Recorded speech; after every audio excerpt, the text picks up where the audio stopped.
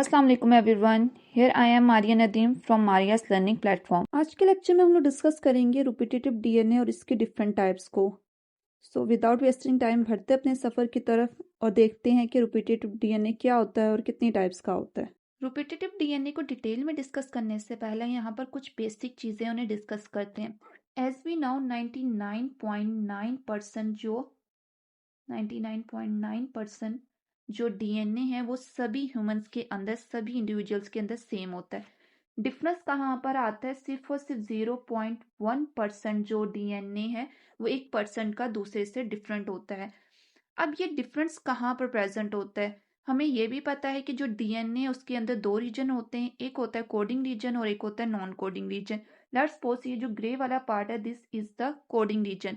Coding region है, इसने next क्या करना है? नेक्स्ट प्रोटीन को कोड करना है। जबकि नॉन कोडिंग रीजन, ये रेड वाला रीजन, हम लोग इसको सपोज कर लेते हैं ये नॉन कोडिंग, ये नॉन फंक्शनल डीएनए होता है। इसे non coding region, non functional part of DNA भी कहा जाता है। इसको जंक डीएनए भी कहा जाता है। जंक डीएनए इसको क्यों कहा जाता है? क्योंकि ये किसी भी टाइप की जो प्रोटीन है उसको कोड नहीं करता। जबकि किसी भी टाइप की प्रोटीन को कोड नहीं करता तो ये क्या करता है? पहले ये समझा जाता था कि जो जंक डीएनए ये बहुत ही ज्यादा यूजलेस डीएनए, इसका कोई इतना इंपॉर्टेंट फंक्शन नहीं है, नॉन फंक्शनल डीएनए। लेकिन रिसेंट स्टडीज हमें ये बताती हैं, हमें पता चला है कि इसका जंक डीएनए का भी एक बहुत ज्यादा इंपॉर्टेंट रोल है। ये जो 0.1% डिफरेंस आता है एक इंडिविजुअल का दूसरे इंडिविजुअल में, वो कहाँ पर प्रेजेंट होता है? वो इस जंक डीएनए के अंदर प्रेजेंट होता है। इस जंक डीएनए में न्यूक्लियोटाइड का एक सीक्वेंस प्रेजेंट होता है जो कि बार बार बार बार रिपीट हो रहा होता है। इस उसी को कहा जाता है रिपीटेटिव डीएनए, यानी कि एक specific sequence of nucleotide. Nucleotide का एक स्ट्रेच, एक सीक्वेंस जो कि बार बार जेनेटिक मटेरियल के अंदर रिपीट हो रहा है, जिसे कहा जाता है रिपीटेटिव डीएनए। यहाँ पर ये देखें, ये जो कैग सी ए जी ये बार बार रिपीट हो रहा है, ये 5 टाइम रिपीट हुआ है। अब ये जो रिपीटेशन होती है यही एक इंडिविजुअल को दूसरे इंडिविजुअल से डिफर कर रही होती है। किस तरह से करती है? लेट्स सपोज एक क्रोमोसोम्स है, हम लोग कोई भी क्रोमोसोम्स ले लेते हैं, क्रोमोसोम 7 ले लेते हैं। क्रोमोसोम 7 के अंदर एक पर्सन है जिसको हम लोग ए का नाम दे देते हैं, पर्सन ए है। उसके अंदर सेम लोकस पर, यानी कि सेम लोकेशन पर ये जो रिपीटेटिव डीएनए है, ये जो सी ए जी का रिपीटेशन हो रही है, इस न्यूक्लियोटाइड सीक्वेंस का रिपीटेशन हो रही है, वो 5 टाइम हो रही है। ठीक है। दूसरा इंडिविजुअल है, इंडिविजुअल बी, उसमें भी क्रोमोसोम 7 के ऊपर इसी यही जो सीक्वेंस है सी ए जी कैग की रिपीटेशन हो रही है, लेकिन कितने टाइम हो रही है? 3 टाइम हो रही है। पर्सन ए के अंदर 5 टाइम रिपीटेशन हो रही थी, पर्सन बी के अंदर 3 टाइम हो रही है। जबकि पर्सन सी के अंदर, थर्ड पर्सन के अंदर ये रिपीटेशन बढ़ गई है। कितने टाइम हो गई है? 1 2 3 4 5 6 7, ये 7 टाइम हो गई है। यानी कि यही चीजें हैं जो एक पर्सन को दूसरे पर्सन से डिफर कर रही होती है। ये कहाँ पर प्रेजेंट होती है? ये जंक डीएनए के अंदर प्रेजेंट होती है। इसके लिए एक और भी टर्म यूज होती है, that is simple sequence length polymorphism, जिसे SSLP भी कहा जाता है, सिंपल सीक्वेंस लेंथ पॉलीमॉर्फिज्म। अब इसको ये सिंपल सीक्वेंस लेंथ पॉलीमॉर्फिज्म क्यों कहा जाता है? Actually polymorphism, poly mean many, morphism mean forms, यानी कि बहुत ज्यादा फॉर्म्स प्रेजेंट होती हैं। और डिफरेंस कहाँ पर आ रहा है? लेंथ के अंदर डिफरेंस आ रहा है। देखिए, एक इंडिविजुअल में एक ही क्रोमोसोम्स पर ये रिपीटेशन जो थी वो पर्सन ए के अंदर 5 टाइम प्रेजेंट थी, पर्सन बी के अंदर 3 टाइम प्रेजेंट है। जबकि पर्सन सी के अंदर कितने टाइम प्रेजेंट है? 7 टाइम प्रेजेंट है। तो यहाँ पर लेंथ में पॉलीमॉर्फिज्म आ रहा है ना, लेंथ बढ़ रही है, किसी के अंदर कम हो रही है, किसी के अंदर ज्यादा हो रही है। तो डेट्स वाई इसको कहा जाता है सिंपल सीक्वेंस लेंथ पॉलीमॉर्फिज्म। और यही जो कॉन्सेप्ट है रिपीटेटिव डीएनए का, ये फोरेंसिक साइंसेज और डीएनए फिंगरप्रिंटिंग में यूज होता है। ये शॉर्ट भी हो सकते हैं, ये जो रिपीटेटिव डीएनए का जो सीक्वेंस होता है ये शॉर्ट भी हो सकता है, यानी कि सिर्फ और सिर्फ कुछ न्यूक्लियोटाइड बेसिस के ऊपर भी प्रेजेंट हो सकता है। जैसे कि यहाँ पर देखिए 2 न्यूक्लियोटाइड रिपीट यूनिट भी हो सकते हैं, ठीक है, 3 न्यूक्लियोटाइड भी हो सकते हैं, 4 न्यूक्लियोटाइड्स का भी न्यूक्लियोटाइड का रिपीट यूनिट हो सकता है, 5 का भी हो सकता है, और इससे ज्यादा भी हो सकता है, लॉन्ग भी हो सकता है, यानी कि 50 न्यूक्लियोटाइड का भी रिपीट यूनिट हो सकता है, बट डिपेंड ऑन साइज कि साइज क्या है। किसी एक पर्सन के अंदर हो सकता है कि 2 न्यूक्लियोटाइड का रिपीट यूनिट प्रेजेंट हो, 3 न्यूक्लियोटाइड का प्रेजेंट हो, कुछ भी हो सकता है, शॉर्ट भी हो सकता है और लॉन्ग भी हो सकता है। नेक्स्ट है repetitive DNA are present everywhere, ये हर जगह पर प्रेजेंट होते हैं। इनफैक्ट ह्यूमंस का जो जीनोम होता है, 2/3 पार्ट ऑफ जो ह्यूमन जीनोम होता है वो किसके ऊपर प्रेजेंट होता है, वो किस चीज से बना होता है, वो इन रिपीटेटिव एलिमेंट से या रिपीटेटिव डीएनए से मिलकर बना होता है। रिपीटेटिव डीएनए की अगर टाइप्स की बात करें तो इसको 2 मेन टाइप्स के अंदर डिवाइड किया गया है। एक है highly repetitive DNA. Highly repetitive DNA मतलब इसके अंदर जो रिपीटेटिव डीएनए का जो सीक्वेंस होता है वो बहुत ही ज्यादा हाई होता है, बहुत ही ज्यादा हाई रेशियो में वो रिपीट हो रहा होता है। जबकि सेकेंड है मॉडरेटली रिपीटेटिव डीएनए, यहाँ पर जो डीएनए सीक्वेंस रिपीट होता है वो मॉडरेट फॉर्म में होता है। हाई के अंदर आ जाते हैं सैटेलाइट डीएनए, जबकि मॉडरेट के अंदर आ जाते हैं, यहाँ पर भी आगे फर्दर 2 के अंदर मॉडरेट को डिवाइड किया गया, एक है टेंडम रिपीट्स और एक है इंटरसप्रेस रिपीट्स। अब ये कहाँ पर होते हैं, इन सबको नेक्स्ट डिटेल में डिस्कस करते हैं। सैटेलाइट डीएनए के अंदर भी आगे से 2 टाइप आ जाती हैं, यानी कि उसकी लोकेशन की बेस पर सैटेलाइट डीएनए को आगे से फर्दर 2 ग्रुप्स में डिवाइड किया गया, एक है सेंट्रोमेरिक सैटेलाइट डीएनए और एक है टीलोमेरिक सैटेलाइट डीएनए। इनका नाम ही इनकी लोकेशन को बता रहा है कि ये कहाँ पर प्रेजेंट होंगे। टेंडम रिपीट्स के अंदर आ जाते हैं माइक्रो सैटेलाइट, इसके अंदर भी 2 ही फॉर्म्स आ जाती हैं, यानी कि इसको टेंडम रिपीट्स को भी 2 के अंदर डिवाइड किया गया, एक है माइक्रो सैटेलाइट और एक है मिनी सैटेलाइट। जबकि इंटरसेप्रेस रिपीट्स की बात करें तो ये एक्चुअली ट्रांसपोजोन्स भी होते हैं। इसके अंदर हमारे पास आ जाते हैं शॉर्ट इंटरसेप्रेस न्यूक्लियर एलिमेंट्स, जिन्हें साइंस भी कहा जाता है। SINE mean short interspersed nuclear elements. और सेकंड आ जाते हैं लाइन, यानी कि लॉन्ग इंटरसेप्रेस न्यूक्लियर एलिमेंट्स। अब इन सबको डिटेल में डिस्कस करते हैं। सबसे पहले डिस्कस करते हैं सैटेलाइट डीएनए को, जो कि हाईली रिपीटेटिव डीएनए सीक्वेंस का टाइप है। सैटेलाइट डीएनए ये क्या होते हैं, ये कंसिस्ट कर रहे होते हैं शॉर्ट हाईली रिपीटेटिव सीक्वेंस। एक तो ये शॉर्ट होगा, 2 या 3 या 4 या 5 न्यूक्लियोटाइड बेसिस के ऊपर कंसिस्ट कर रहा होगा, और ऊपर से बहुत ज्यादा रिपीटेशन होती है। ये ज्यादातर सैटेलाइट डीएनए कहाँ पर इनकी रिपीटेशन हमें कहाँ पर देखने को मिलती है, ये ज्यादा प्रेजेंट होते हैं सेंट्रोमेरिक रीजन में या फिर टेलोमेरिक रीजन जो होता है क्रोमोसोम्स का, वहां पर प्रेजेंट होते हैं। क्रोमोसोम्स के 2 आर्म्स होते हैं, एक होता है शॉर्ट आर्म और एक होता है लॉन्ग आर्म। अब ये जो दोनों आर्म्स होते हैं ये एक दरमियान वाले रीजन के थ्रू एक दूसरे के साथ अटैच होते हैं, जिसे कहा जाता है सेंट्रोमियर। सैटेलाइट डीएनए या तो इस जगह पर प्रेजेंट होंगे, सेंट्रोमेरिक रीजन के अंदर प्रेजेंट होंगे, या फिर ये टीलोमेरिक रीजन जो क्रोमोसोम्स का एंड पार्ट होता है, कॉर्नर वाला पार्ट, उसे कहा जाता है टीलोमेयर, ये यहाँ पर देखने को मिलेंगे। सैटेलाइट डीएनए की ज्यादातर जो कंसंट्रेशन होती है वो यहीं पर प्रेजेंट होती है। नेक्स्ट पॉइंट है कि these sequence are named for their ability to form a distinct satellite band. इन्हें इनका नाम सैटेलाइट डीएनए को सैटेलाइट डीएनए क्यों कहा जाता है, क्योंकि एक ये जब इनकी डेंसिटी ग्रेडियंट सेंट्रीफ्यूगेशन की जाती है तो ये एक अलग से बैंड शो करते हैं।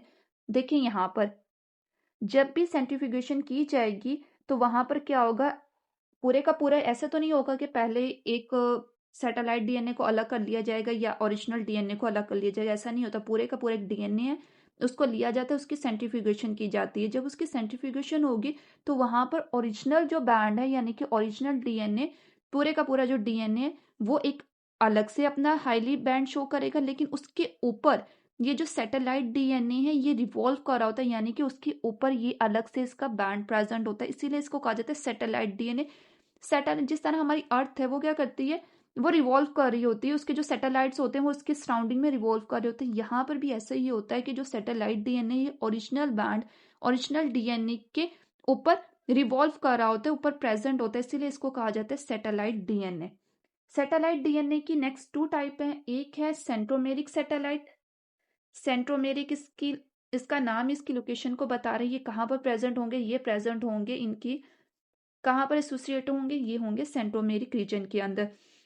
इसकी अगर एग्जांपल की बात करें ह्यूमंस की, तो ह्यूमन में इसकी एग्जांपल आ जाती है अल्फा सैटेलाइट डीएनए, जो कि ह्यूमन क्रोमोसोम्स में प्रेजेंट होते हैं। ये सबसे ज्यादा रोल कहाँ पर प्ले कर रहे होते हैं, या सैटेलाइट डीएनए का जो कि सेंट्रोमेरिक रीजन के अंदर प्रेजेंट होते हैं, उसका रोल क्या होता है, इनका रोल होता है कि काइनेटिक कोर की जो असेंबली होती है ड्यूरिंग सेल डिवीजन, यही वाला रीजन है सेंट्रोमेरिक ही वो रीजन है जहां पर एक प्रोटीन होती है या प्रोटीन मॉलिक्यूल होता है काइनेटोकोर, जो कि आके अटैच होता है और फिर वहां से जो स्पिंडल फाइबर्स होते हैं ड्यूरिंग सेल डिवीजन वो इसके साथ बाइंड करते हैं। तो ये यहाँ पर काइनेटोकोर की जो असेंबली होती है उसको इंश्योर करता है, वहां पर उसकी बाइंडिंग के असेंबली में एक रोल प्ले कर रहा होता है।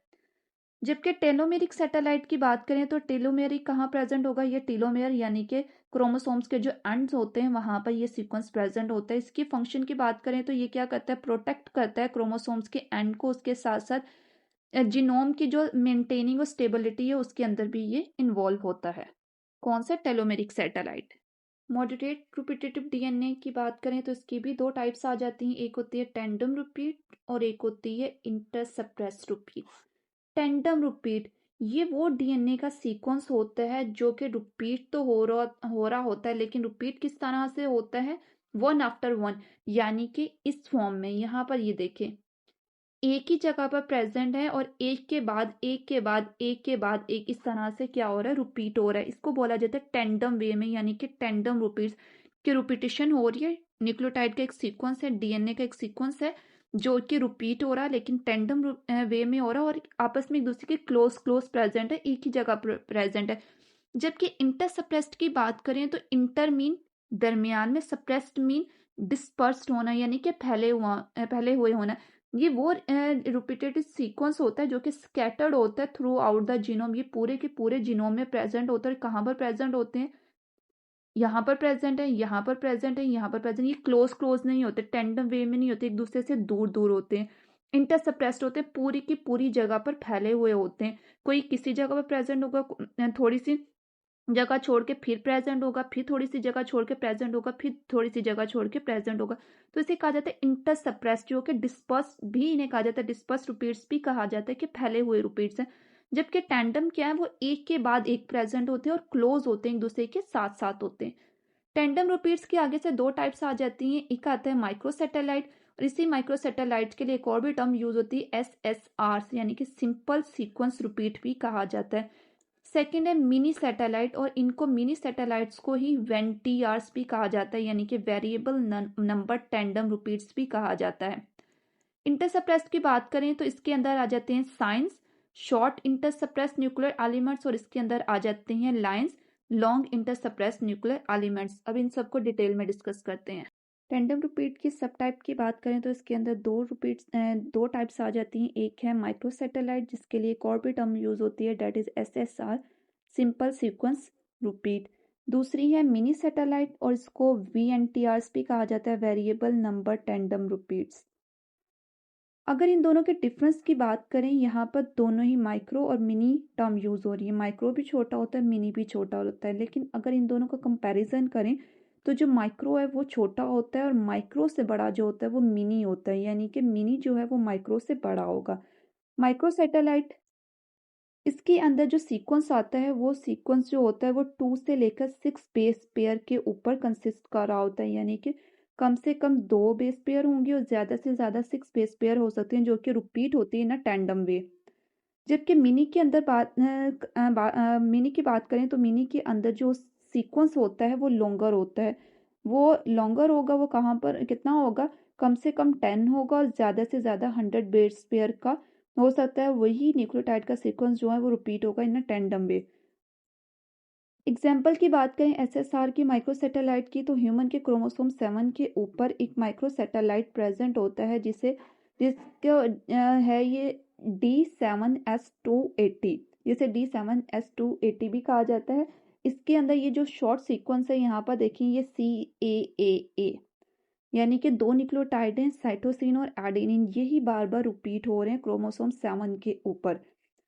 इसका जो फंक्शन होता है माइक्रोसैटेलाइट का ये जो सीक्वेंस है CACA का, ये कहाँ पर रोल प्ले कर रहा होता है, ये करता है रोल प्ले DNA फिंगरप्रिंटिंग के अंदर और फोरेंसिक साइंसेस के अंदर जी। दो क्रिमिनल्स की आइडेंटिफिकेशन के लिए या फिर पेरेंटिंग टेस्टिंग के लिए वहाँ पर ये सब कुछ DNA फिंगरप्रिंटिंग में फोरेंसिक साइंसेस के अंदर ये जो माइक्रोसैटेलाइट है ये यूज़ हो रहे होते हैं। मिनी सैटेलाइट की और VNTRs की बात करें तो इसकी एग्जाम्पल में आ जाते हैं लॉन्गर सीक्वेंस वाला DNA सीक्वेंस गाटा GATA ये बार बार रिपीट हो रहा है। ये भी कहाँ पर यूज़ होते हैं? ये भी यूज़ होते हैं DNA फिंगरप्रिंटिंग और पेरेंटिंग टेस्टिंग के अंदर। अब लेट्स सपोज जैसे मैंने आपको स्टार्ट में बताया था कि हो सकता है कि यही वाला जो सीक्वेंस है गाटा वाला, ये वाला सीक्वेंस है वो एक पर्सन के अंदर, अगर पेरेंटिंग टेस्टिंग की बात करें, हो सकता है कि फादर के अंदर ये जो सीक्वेंस है वो 50 टाइम रिपीट हो रहा हो, जबकि उनके बेटे के अंदर उसी फादर के बेटे के अंदर हो सकता है कि ये 30 टाइम रिपीट्स हो, 20 टाइम रिपीट्स हो, मे बी हो सकता है 100 टाइम रिपीट्स हो। ये वेरी करता है, ये वेरिएशन आती हैं। यही जो वेरिएशन होती हैं वो पर्सन टू पर्सन को एक दूसरे से डिफरेंट करती हैं।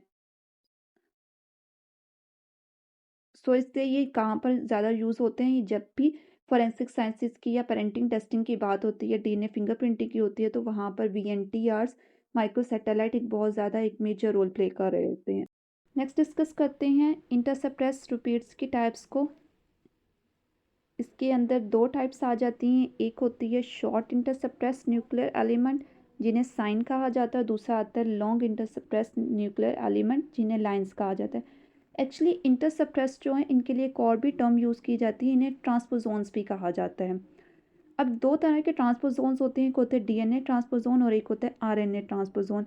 जो DNA ट्रांसपोजोन है वो सिर्फ और सिर्फ प्रोकैरियोट्स के अंदर देखने को मिलते हैं, वो यूकैरियोट्स के अंदर नहीं प्रेजेंट होते, जबकि RNA ट्रांसपोजोन जो है वो यूकैरियोट्स इंक्लूडिंग ह्यूमंस के अंदर भी प्रेजेंट होते हैं, और उन्हीं के अंदर ये दो टाइप्स आती हैं साइंस और लाइंस की।